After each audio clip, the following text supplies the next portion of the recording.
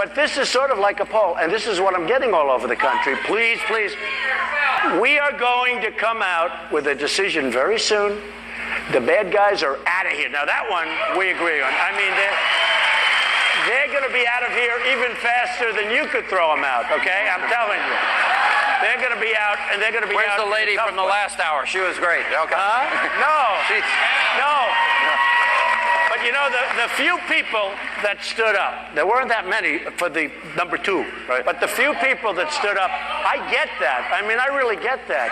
And we do have a thing called jobs. You know, from the economy standpoint, we can't get jobs for our own people, and we're supplying jobs. But everywhere I go, I get the same reaction. They want toughness, they want firmness, they want to obey the law, but they feel that throwing them out as a whole family when they've been here for a long time, it's a tough thing. They do feel that. Let me throw a statistic into the mix here, if you all don't mind.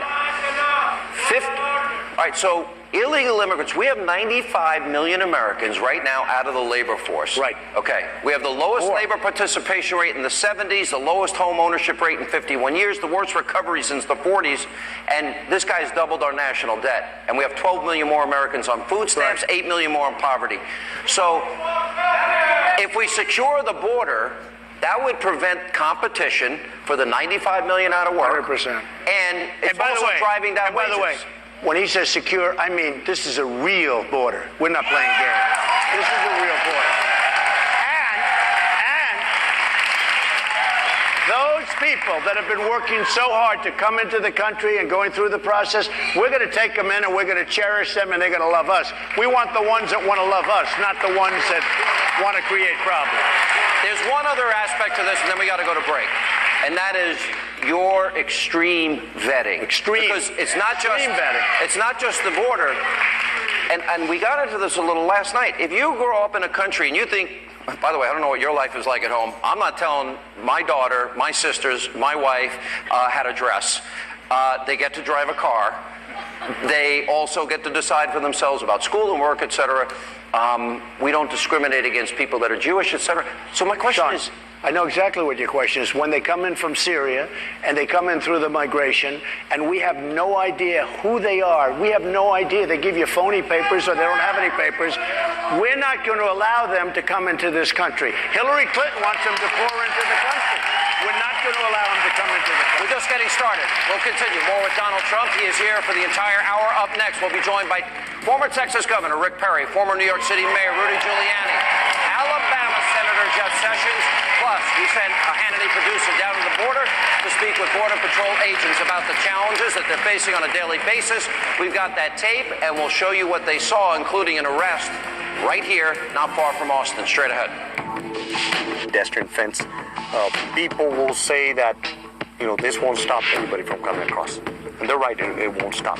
But what's going to do for us Border Patrol agents, is one very important thing. It's going to slow them down. It's going to give us the right amount of time for us to get here and prevent. And if we can't prevent, if this people or this person decides to make an entry, we're going to have the ability and the time to make an apprehension.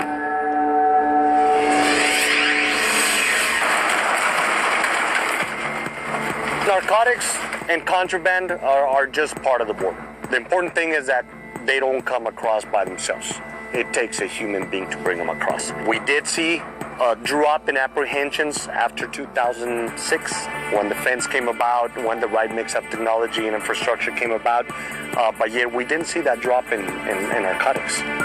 Those are not controlled by the economy. It doesn't matter if there's jobs in the United States or not, drugs are still going to be tried to be brought into the United States.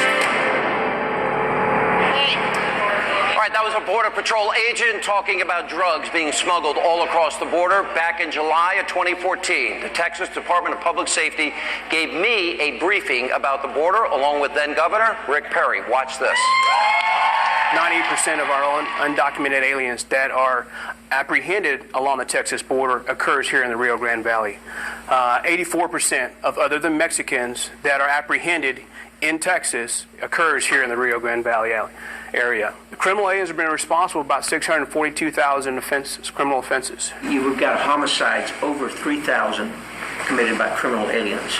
Joining us now, former Texas Governor Rick Perry in his home state, former New York City Mayor Rudy Giuliani. Alabama, Senator Jeff Sessions, and we continue with Donald Trump. What a warm Austin welcome.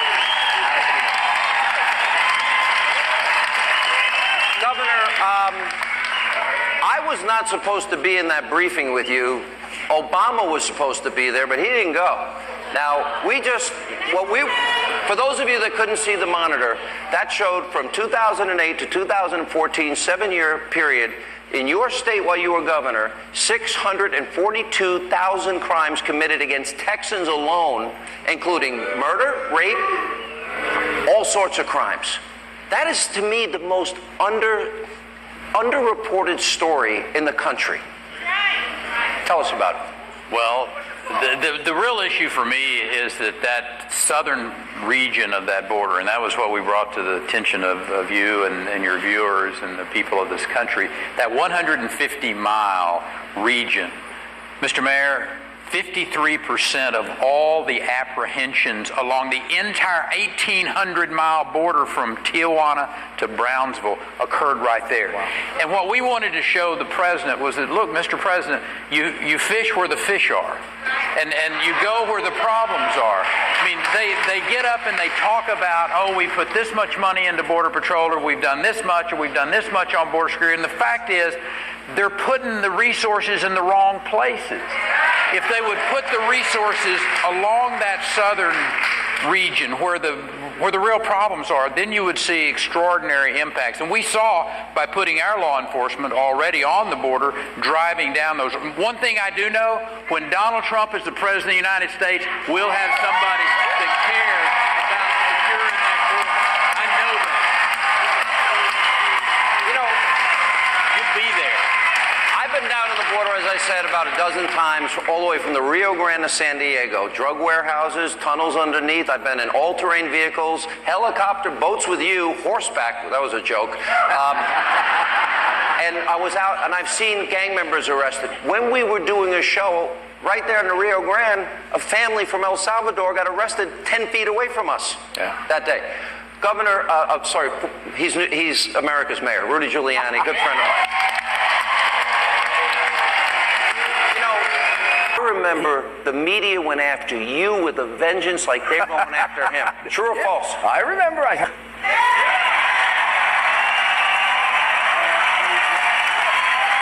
went crazy. They went crazy.